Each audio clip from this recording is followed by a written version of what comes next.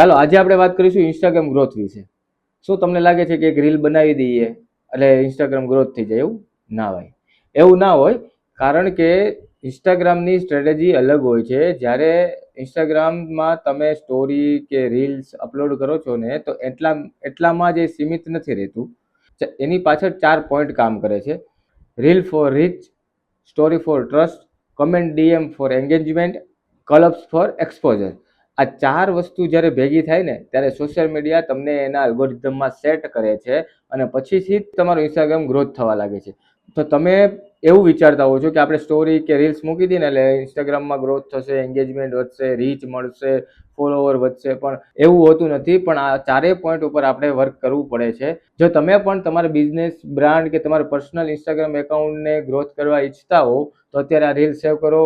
વધુ માહિતી માટે તમને ડીએમ કરો, અમારી ઇન્સ્ટાગ્રામ આઈડીને ફોલો કરો, યુટ્યુબ ચેનલને સબસ્ક્રાઇબ કરો. તો ચાલો મળીએ નેક્સ્ટ વિડીયોમાં.